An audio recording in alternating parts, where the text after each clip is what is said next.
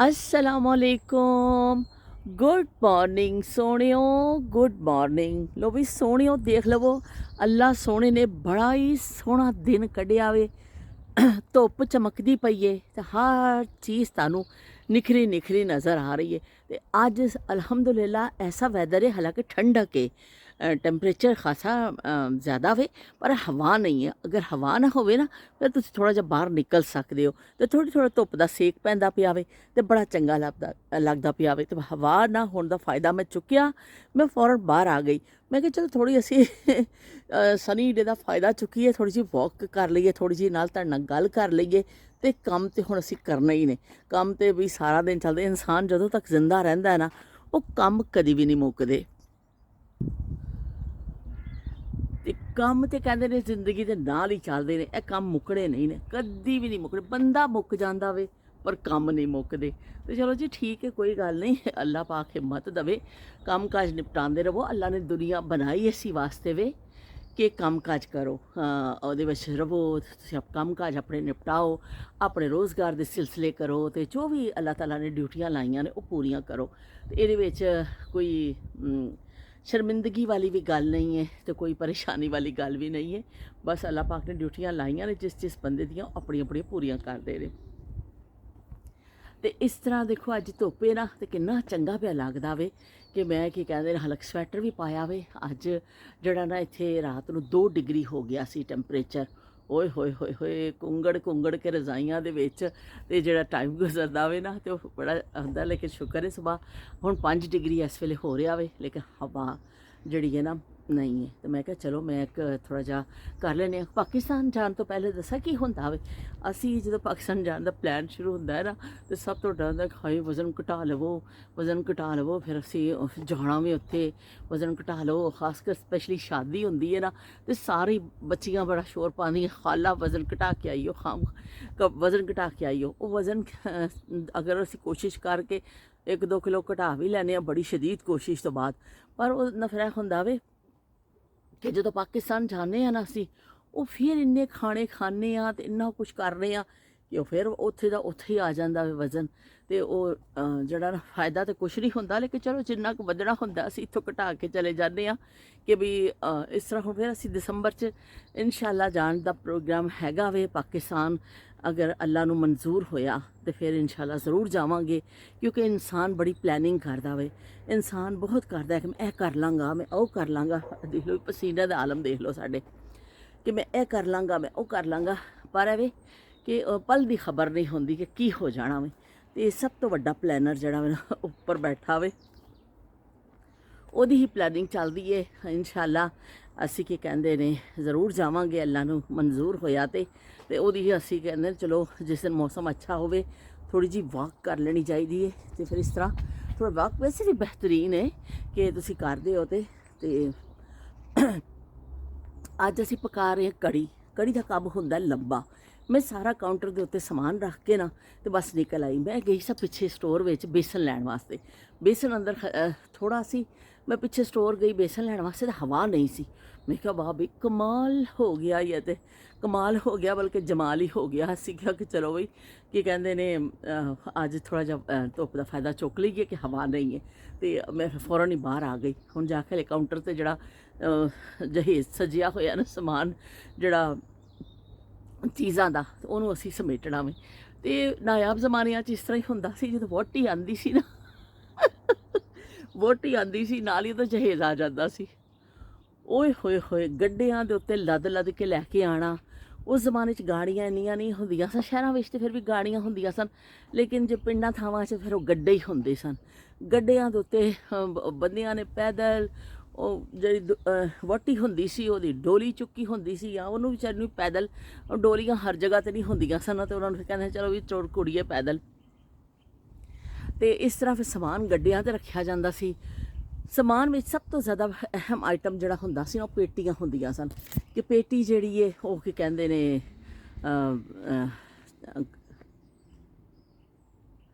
पेटियां बिस्तरे हुंदे सन। पेटियां विच पेटी होनी, ट्रंक होने कपड़ियां वाले, ओहदे विच अनस्टिच कपड़े हुंदे सन दुल्हन दे। ते इस तरह फिर चीज़ां बर्तन होने, माँ प्यो ने एक एक चीज़ जोड़ के ते ਕੋਈ ਪਲੇਟਾਂ, ਕੋਈ ਗਲਾਸ, ਕੋਈ ਜਿਹੜੀਆਂ ਚੀਜ਼ਾਂ ਮਾਂ ਬਾਪ ਦਿੰਦੇ ਨੇ। ਇਸ ਤਰ੍ਹਾਂ ਫਿਰ ਸਾਰਾ ਜਹੇਜ਼ ਬੱਚੀ ਦਾ ਨਾ ਨਾਲ ਹੀ ਪਹੁੰਚਦਾ ਸੀ ਦੁਲਹਨ ਦੇ।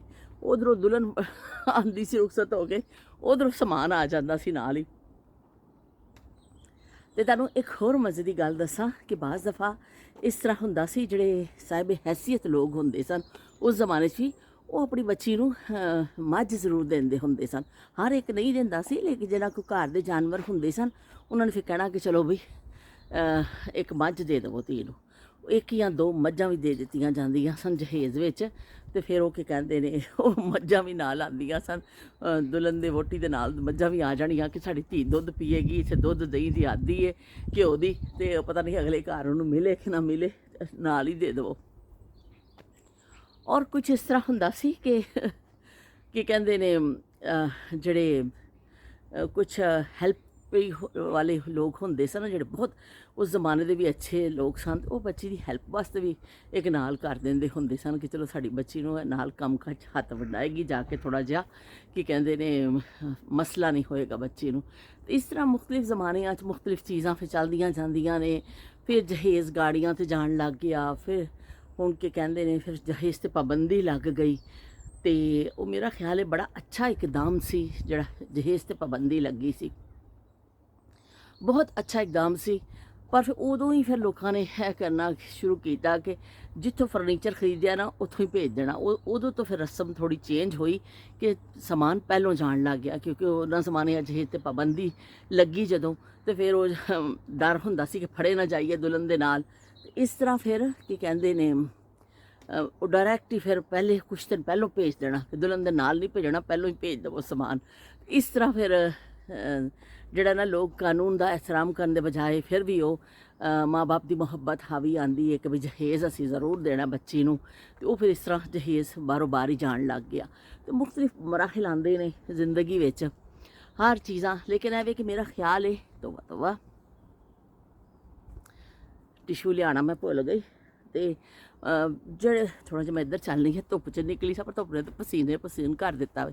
ਅਤੇ ਇਸ ਤਰ੍ਹਾਂ ਕੀ ਕਹਿੰਦੇ ਨੇ, ਜਿਹੜੇ ਫਿਰ ਕੀ ਕਹਿੰਦੇ ਨੇ,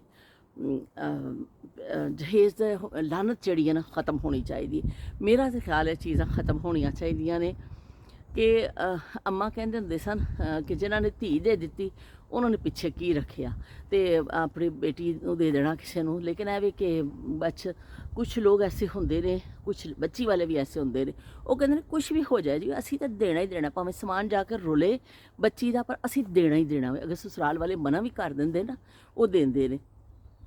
ਔਰ ਕੁਛ ਸਸੁਰਾਲ ਵਾਲੇ ਐਸੇ ਹੁੰਦੇ ਨੇ ਕਿ ਉਹਨਾਂ ਦੀ ਤਰਫੋਂ ਡਿਮਾਂਡ ਹੁੰਦੀ ਹੈ ਕਿ ਵੀ ਕੁੜੀ ਮਾਲਦਾਰ ਹੋਵੇ ਅਤੇ ਨਾਲ ਜਹੇਜ਼ ਲੈ ਕੇ ਆਵੇ ਅਤੇ ਨਾਲ ਇਹ ਚੀਜ਼ਾਂ ਲੈ ਕੇ ਆਵੇ, ਭਾਵੇਂ ਉਹਨਾਂ ਦੇ ਘਰ 'ਚ ਕਿੰਨਾ ਸਮਾਨ ਹੋਵੇ, ਪਰ ਉਹਨਾਂ ਦੀ ਨੀਅਤ ਨਹੀਂ ਭਰਦੀ ਕਿ ਆ ਜਾਵੇ ਜੀ ਹੋਰ। ਅਤੇ ਇਸ ਤਰ੍ਹਾਂ ਇਹ ਚੀਜ਼ਾਂ ਨੂੰ ਸਾਰਿਆਂ ਨੂੰ ਮਿਲ ਜੁਲ ਕੇ ਖ਼ਤਮ ਕਰਨ ਦੀ ਜ਼ਰੂਰਤ ਹੈ ਕਿ ਸਾਰੇ ਮਿਲ ਜੁਲ ਕੇ ਚੀਜ਼ਾਂ ਨੂੰ ਖ਼ਤਮ ਕਰਨ। ਜਹੇਜ਼ ਦੀ ਬਿਲਕੁਲ ਇਹ ਕਹਿੰਦੇ ਸਹੀ ਕਿ ਲਿਖਿਆ ਕਿ ਜਹੇਜ਼ ਇੱਕ ਲਾਨਤ ਹੈ, ਅਤੇ ਇਸ ਲਾਨਤ ਤੋਂ ਪਿੱਛਾ ਛੁਡਾਉਣਾ ਚਾਹੀਦਾ ਵੇ।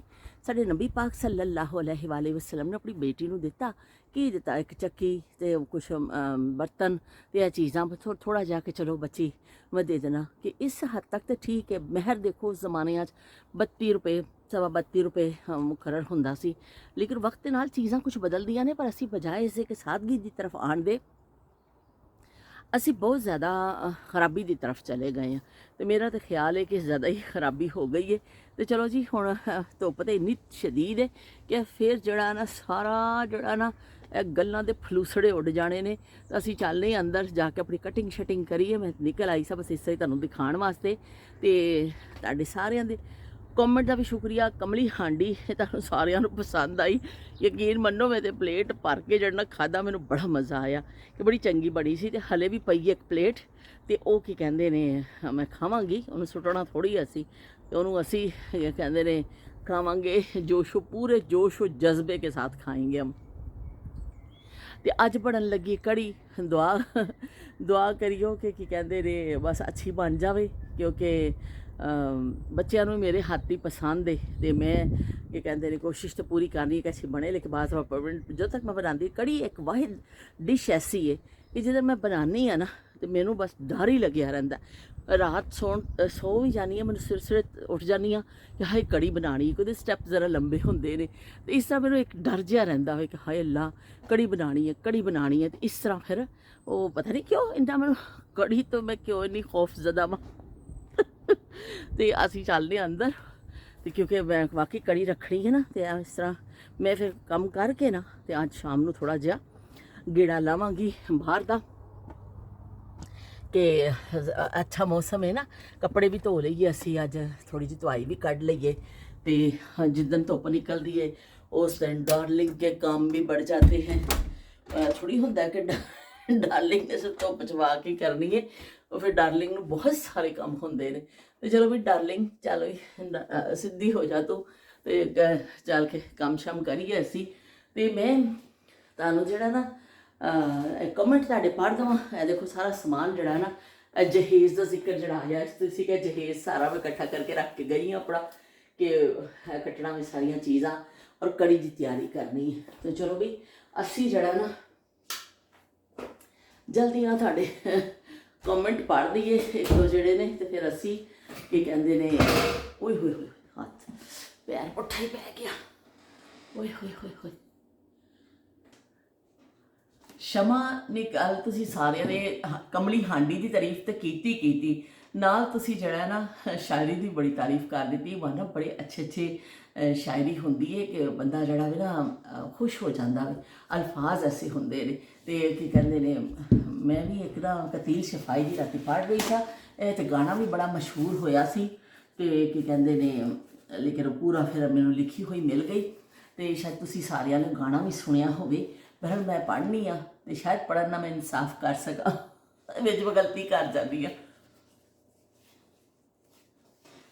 हमसे बदल गया वो निगाहें तो क्या हुआ, जिंदा हैं कितने लोग मोहब्बत किए बगैर, गुजरे दिनों में जो कभी गूंजे थे कह कहे, अब अपने इख्तियार में वो भी नहीं रहे, किस्मत में रह गई हैं जो आहें तो क्या हुआ, सदमा ये झेलना है शिकायत किए बगैर, वो सामने भी हो तो न खोलेंगे हम जुबां, लिखी है इसके चेहरे पे अपनी ही दास्तां, उसको तरस गई है ये बाहें तो क्या हुआ, वो लौट जाए हम पे इनायत किए बगैर, पहले करीब था कोई अब दूरियां भी हैं, इंसान के नसीब में मजबूरियां भी हैं, अपनी बदल चुका है वो राहें तो क्या हुआ, हम चुप रहेंगे उसको मलामत किए बगैर।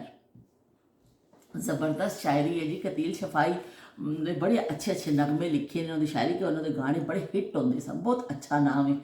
हमसे बदल गया वो निगाहें तो क्या हुआ,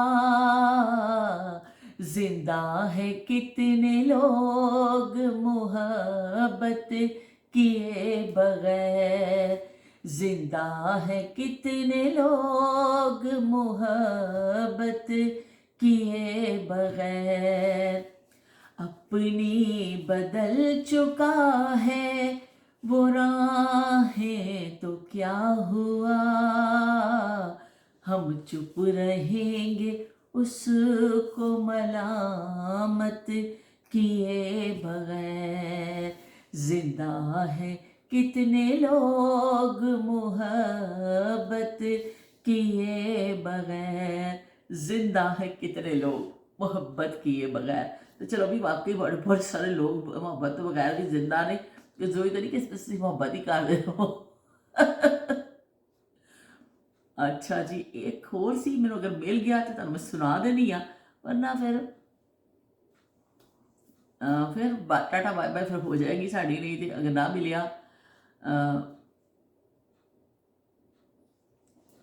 जो हम पे गुजरे थे रंज सारे, जो खुद पे गुजरे तो लोग समझे, जो हम पे गुजरे थे रंज सारे, जो खुद पे गुजरे तो लोग समझे, जब अपनी अपनी मोहब्बतों के अजाब झेले तो लोग समझे, वो जिन दरख्तों की छाँव में से मुसाफिरों को उठा दिया था इन्हीं दरख्तों पे अगले मौसम, जो फल ना उतरे तो लोग समझे।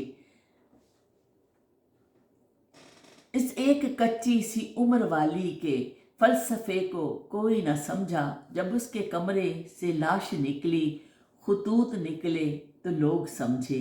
वो ख्वाब थे ही चंबेलियों से, सो सब ने हाकिम की कर ली बैत, फिर एक चंबेली की ओट में से जो सांप निकले तो लोग समझे। वो गांव का एक ज़ईफ दहका सड़क के बनने पे क्यों खफा था, जब उनके बच्चे जो शहर जाकर कभी न लौटे तो लोग समझे। जो हम पे गुजरे थे रंज सारे, जो खुद पे गुजरे तो लोग समझे। वाह बई वाह, जबरदस्त जबरदस्त। अपनी तारीफ बई आप ही कर लो, मैं खरा अपनी तारीफ नहीं कर रही, मैं शायरी की तारीफ भी करनी आ कि बड़ा अच्छे अच्छे जड़े ना इस तरह शायरी पढ़न ਨੂੰ ਮਿਲਦੀ ਹੈ। ਤੇ ਜਲਦੀ ਨੂੰ ਮੈਂ ਤੁਹਾਡੇ ਕਮੈਂਟ ਵੀ ਪੜ੍ਹਦਾ ਹਾਂ, ਫਿਰ ਮੈਂ ਜਾ ਕੇ ਉਸ ਖਿਲਾਰੇ ਵੱਲ ਲੱਗਣਾ ਵੇ। ਤੇ ਰਿਹਾਨਾ ਅਸਲਮ ਨੇ ਕਿਹਾ ਵੇ ਰਿਹਾਨਾ ਅਸਲਮ ਆਏ ਨੇ ਵੀ ਬਹੁਤ ਦਿਨਾਂ ਬਾਅਦ ਰਿਹਾਨਾ ਆਏ ਨੇ। ਰਿਹਾਨਾ ਤੁਸੀਂ ਕਿੱਥੇ ਗਾਇਬ ਹੋ ਜਾਂਦੇ ਹੋ, ਉਹ ਕਿੱਥੇ ਗਾਇਬ ਹੋ ਜਾਂਦੇ ਹੋ ਦੋਸਤੋ, ਤੁਸੀਂ ਸਾਰੇ ਛੱਡ ਦਿੰਦੇ ਹੋ। ਤੇ ਉਹਨਾਂ ਨੇ ਕਿਹਾ ਵੀ ਕਮਲੀ ਅਸਲਾਮ ਵਾਲੇਕੁਮ ਬਾਜੀ, ਕਮਲੀ ਹਾਂਡੀ ਨੇ ਤੇ ਕਮਾਲ ਹੀ ਕਰ ਦਿੱਤਾ ਵੇ, ਵਾਓ ਤੇ ਮਜ਼ੇਦਾਰ। ਬਹੁਤ ਸ਼ੁਕਰੀਆ ਰਿਹਾਨਾ ਕਿ ਇਹਨਾਂ ਨੇ ਮੇਰਾ ਖਿਆਲ 6 ਮਿੰਟ ਪਹਿਲੇ ਹੀ ਦੇਖੀ ਹੈ ਮੇਰੀ ਵੀਡੀਓ, ਔਰ ਮੈਂ ਇਸ ਵੇਲੇ ਰਿਕਾਰਡ ਕਰ ਰਹੀ ਹਾਂ ਆਪਣਾ ਵਲੌਗ, ਤੇ ਸ਼ੁਕਰ ਹੈ ਕਿ 6 ਮਿੰਟ ਪਹਿਲੇ ਉਹਨਾਂ ਨੇ ਦੇਖ ਲਈ ਤੇ ਰਿਹਾਨਾ ਵੀ ਸ਼ਾਮਿਲ ਹੋ ਗਏ ਸਾਡੇ ਇਹਦੇ ਵਿੱਚ। ਬਹੁਤ ਸ਼ੁਕਰੀਆ ਰਿਹਾਨਾ ਤੁਹਾਡੀ ਮੁਹੱਬਤਾਂ ਦਾ। ਕਿ ਕੀ ਕਹਿੰਦੇ ਨੇ, ਮੈਨੂੰ ਉਹ ਜ਼ਮਾਨਾ ਯਾਦ ਹੈ ਜਦੋਂ ਰਿਹਾਨਾ ਆਉਂਦੀ ਹੁੰਦੀ ਸੀ ਸਾਡੇ ਕੋਲ, ਕੀ ਕਹਿੰਦੇ ਨੇ ਹੈਦਰਾਬਾਦ, ਤੇ ਫਿਰ ਅਸੀਂ ਫਿਲਮ ਦਾ ਆਖਰੀ ਸ਼ੋਅ ਦੇਖਣ ਜਾਂਦੇ ਹੁੰਦੇ ਸਾਂ, ਛੇਤੀ ਛੇਤੀ ਕੰਮ ਕਰਕੇ ਕਿ ਫਿਲਮ ਦੇਖ ਲਈਏ ਵੀ ਕਿਤੇ ਅਸੀਂ ਪਿੱਛੇ ਨਾ ਰਹਿ ਜਾਈਏ। ਤੇ ਮੈਂ ਬੰਦਾ ਲੱਭ ਰਹੀ ਹੁੰਦੀ ਸੀ ਕਿ ਕੋਈ ਆ ਜਾਵੇ ਜਿਹਦੇ ਨਾਲ ਅਸੀਂ ਜਾ ਕੇ ਫਿਲਮ ਦੇਖੀਏ। ਤੇ ਉਸ ਜ਼ਮਾਨੇ ਦੇ ਮਹਿਮਾਨ ਦਾ ਇੰਤਜ਼ਾਰ ਕੀਤਾ ਜਾਂਦਾ ਸੀ ਆਪਣੇ ਮਨਪਸੰਦ ਲੋਕਾਂ ਦਾ, ਕਿ ਵੀ ਉਹ ਆ ਜਾਣ ਤੇ ਅਸੀਂ ਉਹਨਾਂ ਨਾਲ ਜਾ ਕੇ ਫਿਲਮ ਦੇਖੀਏ। ਤੇ ਰਿਹਾਨਾ ਔਰ ਅਸੀਂ ਫਿਲਮਾਂ ਵੀ ਇਕੱਠੇ ਦੇਖੀਆਂ ਹੋਈਆਂ ਨੇ। ਤੇ ਤਨਵੀਰ ਮਲਕ ਕੋਈ ਨਵਾਂ ਇਜ਼ਾਫਾ ਨੇ ਸਾਡੇ ਵਿੱਚੋਂ ਆਏ ਨੇ, ਉਹਨਾਂ ਨੇ ਕਮੈਂਟ ਕੀਤਾ ਵੇ ਕਿ ਬਈ ਤੁਸੀਂ ਗਾਣਾ ਹਰ ਵਲੌਗ ਵਿੱਚ ਗਾਇਆ ਕਰੋ, ਬਹੁਤ ਸੋਹਣਾ ਗਾਉਂਦੇ ਹੋ। ਬਈ ਤਨਵੀਰ ਮਲਿਕ ਸਾਹਿਬ ਬਹੁਤ ਸ਼ੁਕਰੀਆ ਤੁਹਾਡੀਆਂ ਮੁਹੱਬਤਾਂ ਦਾ ਕਿ ਤੁਸੀਂ ਫਸਟ ਟਾਈਮ ਆਏ ਹੋ। ਤੇ ਤੁਹਾਨੂੰ ਕੀ ਕਹਿੰਦੇ ਨੇ ਸ਼ਾਇਦ ਅੰਦਾਜ਼ਾ ਨਹੀਂ ਹੈ ਕਿ ਅਸੀਂ ਤਾਂ ਗੁਲੂਕਾਰੀ ਦੀ ਇੰਤਹਾਵਾਂ 'ਤੇ ਪਹੁੰਚੇ ਹੋਏ ਹਾਂ। ਤੁਸੀਂ ਪਹਿਲੇ ਕਿਤੇ ਆ ਜਾਂਦੇ, ਗੇੜਾ ਮਾਰੋ ਪਿਛਲੇ ਉਹਦਾ ਤਾਂ, ਤੇ ਬੜਾ ਵੀ ਗੁਲੂਕਾਰੀ ਅਸੀਂ ਤੇ ਮਲਕਾ ਤਰਨੁਮ ਤੇ ਫਲਾਣਾ ਕੋਈ ਸ਼ੈ ਛੱਡੀ ਨਹੀਂ ਅਸੀਂ ਗਾ ਗਾ ਕੇ।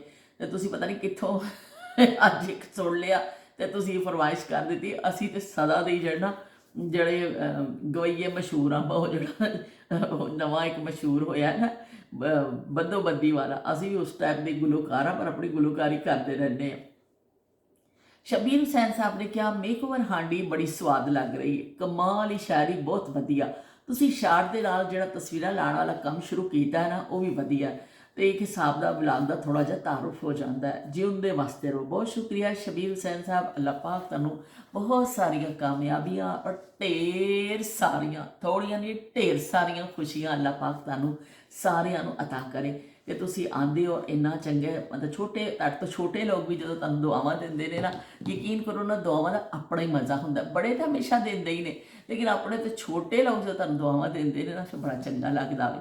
ਤੇ ਬਹੁਤ ਸ਼ੁਕਰੀਆ ਤੁਹਾਡੀਆਂ ਮੁਹੱਬਤਾਂ ਦਾ। ਤੇ ਸ਼ਮਾ ਚੌਧਰੀ ਨੇ ਵੀ ਲਿਖਿਆ ਕਿ ਵਾਹ ਵਾਹ ਬਿਹਤਰੀਨ ਹਾਰਟ ਬ੍ਰੇਕਿੰਗ ਪੋਇਟਰੀ ਹੈ ਬਈ। ਤੇ ਬਈ ਇੰਨੀ ਜ਼ਬਰਦਸਤ ਉਹਨਾਂ ਨੇ ਕਿਹਾ ਸ਼ਾਇਰੀ, ਤੇ ਫਿਰ ਤੁਹਾਡੀ ਕੀ ਕਹਿੰਦੇ ਨੇ ਇੰਨਾ ਪਿਆਰਾ ਤੁਹਾਡਾ ਅੰਦਾਜ਼, ਤੇ ਬਈ ਬਹੁਤ ਚੰਗਾ, ਬੱਲੇ ਬੱਲੇ। ਤੇ ਬਹੁਤ ਸ਼ੁਕਰੀਆ ਸ਼ਮਾ ਤੁਹਾਡੀ ਮੁਹੱਬਤਾਂ ਦਾ ਕਿ ਤੁਸੀਂ ਮੇਰੇ ਇਹਨੇ ਟੁੱਟੇ ਫੁੱਟੇ ਅੰਦਾਜ਼ ਨੂੰ ਵੀ ਜਿਹੜਾ ਨਾ, ਉਹ ਕਹਿੰਦੇ ਨਾ ਕਿ ਕਿਸੇ ਦਾ ਖਲੂਸ ਜਾਂਚਣ ਦਾ, ਕਿਸੇ ਦੀ ਮੁਹੱਬਤ ਜਾਂਚਣ ਦਾ, ਜਾਂ ਕਿਸੇ ਦੇ ਸ਼ੌਕ ਨੂੰ ਜਾਂਚਣ ਦਾ ਕੋਈ ਪੈਮਾਨਾ ਨਹੀਂ ਹੁੰਦਾ।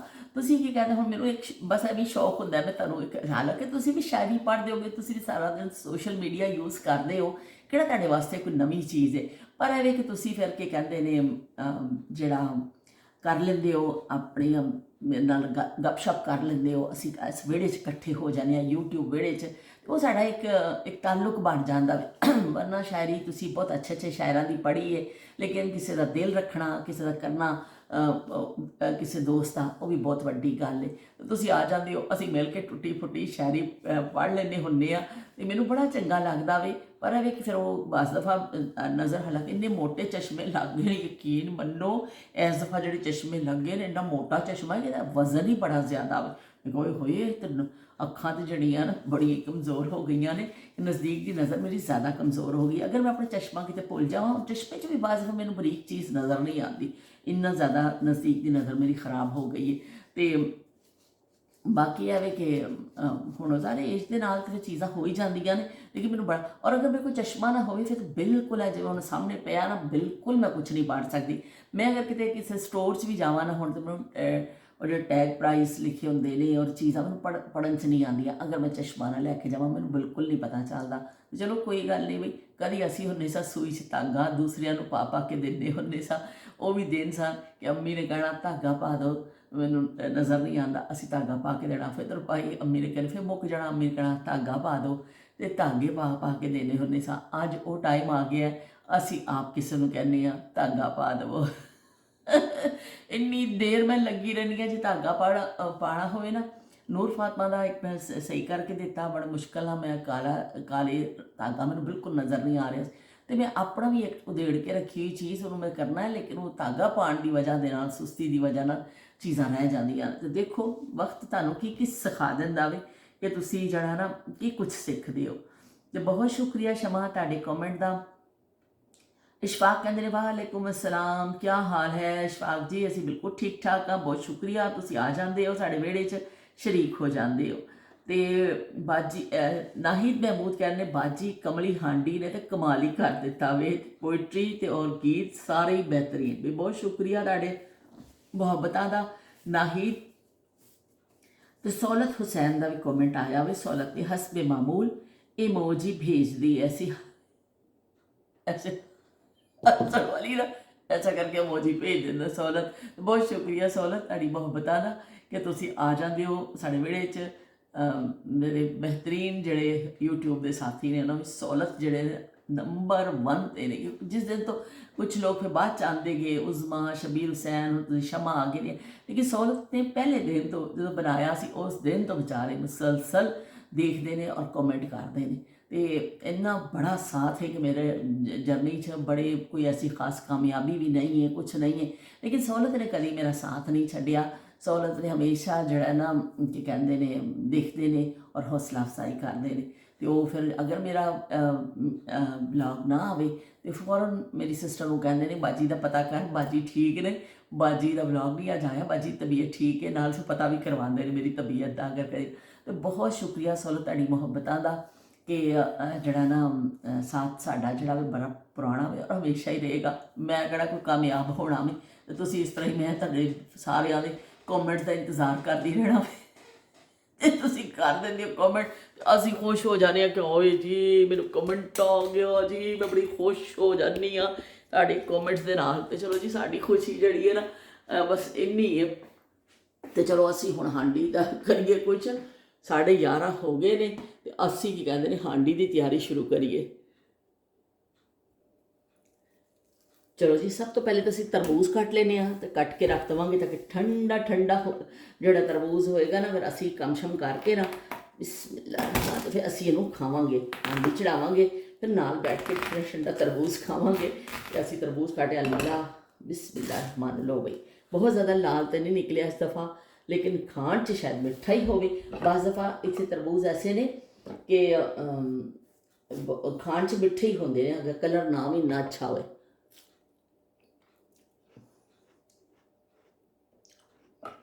ਠੀਕ ਹੈ, ਗੁਜ਼ਾਰਾ ਵੇ ਬਸ। ਬਹੁਤ ਮਿੱਠਾ ਨਹੀਂ ਨਿਕਲਿਆ, ਮੈਨੂੰ ਉਮੀਦ ਸੀ ਕਿ ਬਹੁਤ ਮਿੱਠਾ ਨਿਕਲੇਗਾ, ਪਰ ਬਹੁਤ ਮਿੱਠਾ ਨਹੀਂ ਨਿਕਲਿਆ। ਪਰ ਚਲੋ ਕੋਈ ਗੱਲ ਨਹੀਂ, ਹੈ ਤੇ ਰਿਜ਼ਕ ਹੀ ਹੈ ਨਾ, ਅਸੀਂ ਇਹਨੂੰ ਖਾ ਲਾਂਗੇ। ਉਹ ਖਾਨ ਸਾਹਿਬ ਯਾਦ ਆ ਗਏ ਨੇ, ਖਾਨ ਸਾਹਿਬ ਲੈਂਦੇ ਨੇ ਜਾਮਨ, ਉਹਨਾਂ ਵਿੱਚ ਕਾਲਾ ਭੂੰਡ ਵੀ ਆ ਜਾਂਦਾ, ਉਹ ਅਖਬਾਰ ਦੇ ਵਿੱਚ ਲਵੇਟ ਕੇ ਦਿੰਦਾ, ਭੂੰਡ 'ਤੇ ਬੈਠਾ ਹੁੰਦਾ ਉਹਦੇ ਵਿੱਚ, ਉਹ ਭੂੰਡ ਅੰਦਰੋਂ ਕਦੇ ਖਾਨ ਸਾਹਿਬ ਕਹਿੰਦੇ ਨੇ ਬਈ ਤੂੰ ਚੀ ਕਰੇ ਜਾਂ ਪੀ ਕਰੇ ਹਮ ਤੁਝको ਖਾਏਗਾ, ਪੈਸਾ ਖਰਚ किया हमने तेरा पैसा दिया भाई, हम तेरे को खाएगा। ਇਸ ਤੋਂ ਇਹ ਵੀ ਕਿ ਚੀ ਕਰੇ ਜਾਂ ਪੀ ਕਰੇ, ਫਿੱਕਾ ਨਿਕਲੇ ਕੁਛ ਕਰੇ, ਅਸੀਂ ਉਹਨੂੰ ਛੱਡਣਾ ਥੋੜ੍ਹੀ ਹੈ, ਅਸੀਂ ਇਹਨੂੰ ਖਾਣਾ ਹੀ ਖਾਣਾ ਵੇ। ਤੇ ਚਲੋ ਜੀ ਹੁਣ ਮੈਂ ਬਣਾਉਣੀ ਆ ਇਹ ਮੇਰਾ ਪਿਆ ਵੇ ਬੇਸਨ ਨਾਲ ਜਿਹੜਾ ਧਨੀਆ ਨਾਲ ਕੀ ਹੈ ਇਹਦੇ ਵਿੱਚ ਜਾਣਗੀ ਜਿਹੜੀ ਕੁੱਟੀਆਂ ਹੋਈਆਂ ਮਿਰਚਾਂ, ਇਹ ਮੇਰਾ ਦਹੀਂ ਪਿਆ। ਦਹੀਂ ਅਸੀਂ ਕੀ ਕਹਿੰਦੇ ਨੇ ਇਸਤੇਮਾਲ ਕਰਾਂਗੇ ਕੜੀ ਬਣਾਉਣ ਵਾਸਤੇ। ਤੇ ਇਹ ਜ਼ੀਰਾ ਪਿਆ ਵੇ, ਇਹ ਸਾਰੀਆਂ ਚੀਜ਼ਾਂ ਸਾਡੇ ਪਿਆਜ਼ ਵਿਆਜ਼ ਪਏ ਨੇ। ਹਰੀਆਂ ਮਿਰਚਾਂ ਕਿੰਨੀਆਂ ਸੋਹਣੀਆਂ ਪਈਆਂ ਨੇ। ਬਸ ਅਸੀਂ ਹੁਣ ਆਪਣੇ ਕਰਾਂਗੇ ਇਹਦੀ ਤਿਆਰੀ। ਤੇ ਮੈਂ ਕੋਸ਼ਿਸ਼ ਕਰਾਂਗੀ ਕਿ ਅਗਰ ਮੈਂ ਇਹਦੀ ਕਰ ਸਕੀ ਨਾ ਰਿਕਾਰਡ, ਮੈਨੂੰ ਟਾਈਮ ਮਿਲ ਗਿਆ ਤੇ ਮੈਂ ਫਿਰ ਇਹਦੀ ਇੱਕ ਰਿਕਾਰਡਿੰਗ ਬਣਾ ਲਵਾਂ। ਕਦੀ ਕਦੀ ਬਣਾ ਲਵਾਂ, ਕਦੀ ਕਦੀ ਛੱਡੋ ਰਹਿਣ ਦਿਓ। ਇੰਨੀ ਕੜੀ ਕਹਿੰਦੇ ਸ਼ੌਕ ਨਾਲ ਖਾਣੀ, ਅਸੀਂ ਸ਼ੌਕ ਨਾਲ ਖਾਂਦੇ। ਬਾਅਦ ਲੋਕ ਕੜੀ ਜਿਹੜੇ ਨਾ ਪਿਆਲੀ 'ਚ ਪਾ ਕੇ ਪੀਂਦੇ ਨੇ, ਮੱਗੇ 'ਚ ਪਾ ਕੇ ਤਾਂ ਪੀਂਦੇ ਨੇ। ਤੇ ਬੜਾ ਹੈਰਤ ਅੰਗੇਜ਼ ਮੰਜ਼ਰ ਲੱਗਦਾ ਹੋਏਗਾ ਉਹ ਕਿ ਜਿਹੜਾ ਨਾ ਉਹ ਕੜੀ ਪੀਤੀ ਵੀ ਜਾਂਦੀ ਹੈ, ਖਾਧੀ ਵੀ ਜਾਂਦੀ, ਪੀਤੀ ਵੀ ਜਾਂਦੀ ਹੈ। ਤੇ ਚਲੋ ਜੀ ਠੀਕ ਹੈ, ਅਸੀਂ ਹੁਣ ਤੁਹਾਡੇ ਕੋਲ ਇਜਾਜ਼ਤ ਚਾਹੁੰਦੇ ਹਾਂ। ਗੱਲ ਮੇਰੀ ਹਮੇਸ਼ਾ ਲੰਬੀ ਹੋ ਜਾਂਦੀ ਹੈ, ਪਰ ਐਵੇਂ ਕਿ ਛੋਟੀ ਮੋਟੀ ਅਸੀਂ ਜਿਹੜੀ ਸਾਡੀ ਸਮਝੋ ਹੁੰਦੀ ਨਾ ਗੱਪਸ਼ਪ ਹੀ ਅਸੀਂ ਕਰਦੇ ਹਾਂ। ਬਸ ਮਿਲਦੇ ਹਾਂ, ਗੱਪਸ਼ਪ ਕਰਦੇ ਹਾਂ ਤੁਹਾਡੇ ਨਾਲ ਤੇ ਅਸੀਂ ਫਿਰ ਕੀ ਕਹਿੰਦੇ ਨੇ ਇਸ ਤਰ੍ਹਾਂ ਸਾਡਾ ਸਾਥ ਚੱਲਦਾ ਰਹਿੰਦਾ ਵੇਖੋ। ਪਿੱਛੇ ਪਿੱਛੇ ਆਂਦਾ ਮੇਰੀ ਚਾਲ ਵੇਂਦਾ ਈ, ਪਿੱਛੇ ਪਿੱਛੇ ਆਂਦਾ ਮੇਰੀ ਚਾਲ ਵੇਂਦਾ ਈ, ਚੀਰ ਵਾਲਿਆ ਵੇਖਦਾ ਈ ਵੇ, ਮੇਰਾ ਲੌਂਗਾ ਵਾਚਾ ਨਿੱਘਾ ਮਾਰਦਾ ਈ ਵੇ, ਮੇਰਾ ਲੌਂਗਾ ਵਾਚਾ। ਮੁਸਰਤ ਨਜ਼ੀਰ ਦਾ ਗਾਣਾ ਓਏ ਹੋਏ ਹੋਏ ਇੰਨਾ ਹਿੱਟ ਹੋਇਆ ਸੀ ਨਾ, ਔਰ ਅੱਜ ਤੱਕ ਮਸ਼ਹੂਰ ਹੈ ਕਿ ਸ਼ਾਦੀਆਂ 'ਤੇ। ਲੇਕਿਨ ਉਸ ਜ਼ਮਾਨੇ ਦਾ ਤਾਂ ਹਿੱਟ ਸੌਂਗ ਸੀ ਇਹ। ਕਾਲੀ ਕਾਲੀ ਆਈ ਸੀ ਮਟਾਲੀਆਂ ਦੇ ਹੇਠ ਦੀ, ਕੱਢਿਆ ਸੀ ਕੁੰਡ ਮੈਂ ਆਵਾਜ਼ ਸੁਣ ਜੇਠ ਦੀ, ਮੈਂ ਆਵਾਜ਼ ਸੁਣ ਜੇਠ ਦੀ।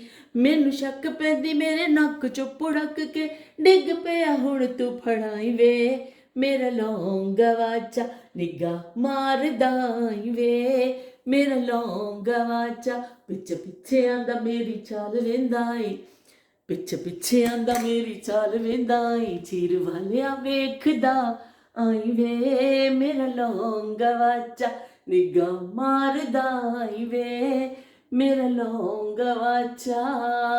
ਤੇ ਚਲੋ ਵੀ ਲੌਂਗ ਵਾਚਾ ਦੇ ਨਾਲ ਅਸੀਂ ਤੁਹਾਡੇ ਕੋਲ ਇਜਾਜ਼ਤ ਚਾਹੁੰਦੇ ਹਾਂ। ਤੇ ਵਕਤ ਕਮ ਹੈ, ਮੁਕਾਬਲਾ ਸਖਤ ਹੈ, ਇੰਨਾ ਕੰਮ ਜਿਹੜਾ ਕਰਨਾ ਵੇ, ਨਿਪਟਾਣਾ ਵੇ। ਤੇ ਅੱਲਾਹ ਪਾਕ ਹਿੰਮਤ ਦੇ ਦੇਵੇ। ਤੇ ਦੇਖ ਲਓ ਬਈ, ਦੇਖ ਲਓ ਇਹ ਸਾਰਾ ਕਾਊਂਟਰ ਸਾਫ਼ ਕਰਨਾ ਹੈ, ਕੜੀ ਚੜਾਉਣੀ ਹੈ। ਤੇ ਅੱਜ ਬੜੇ ਲੰਬਾ ਕੰਮ ਹੈ। ਤੇ ਇਸੇ ਤੋਂ ਮੈਨੂੰ ਟੈਨਸ਼ਨ ਹੋ ਗਈ ਸੀ। ਤੇ ਮੈਂ ਸਵੇਰੇ ਤੋਂ ਉੱਠ ਕੇ ਲੱਗੀ ਹੋਈ ਹਾਂ ਸਫਾਈ ਸੂਈ ਇਹ ਕਰ ਤਾਂ ਕੋਈ ਕੜੀ ਦਾ ਕੰਮ ਥੋੜ੍ਹਾ ਲੰਬਾ ਹੁੰਦਾ। ਫਿਰ ਤੁਹਾਡੇ ਨਾਲ ਮਿਲਦੇ ਹਾਂ ਇਨਸ਼ਾਅੱਲਾ ਇੱਕ ਨਵੀਂ ਗੱਲ ਦੇ ਨਾਲ, ਨਵੀਂ ਯਾਦ ਦੇ ਨਾਲ ਤੁਹਾਡੀ ਖਿਦਮਤ 'ਚ ਹਾਜ਼ਰ ਹੋ ਜਾਵਾਂਗੇ। ਤੇ ਮੈਨੂੰ ਪੂਰੀ ਉਮੀਦ ਹੈ ਕਿ ਤੁਸੀਂ ਲਾਈਕ ਵੀ ਕਰ ਦੋਗੇ, ਤੇ ਕੋਈ ਨਵਾਂ ਦੇਖੇਗਾ ਤਾਂ ਸਬਸਕ੍ਰਾਈਬ ਵੀ ਕਰ ਦੇਗਾ, ਤੇ ਪੁਰਾਣੇ ਲੋਕ ਤੇ ਮੈਨੂੰ ਲਾਈਕ ਔਰ ਕਮੈਂਟ ਜ਼ਰੂਰ ਕਰਨਗੇ। ਤੇ ਫਿਰ ਮਿਲਦੇ ਹਾਂ। ਅੱਲਾ ਹਾਫਿਜ਼, ਤੇਰਾ ਬਰਖਾ।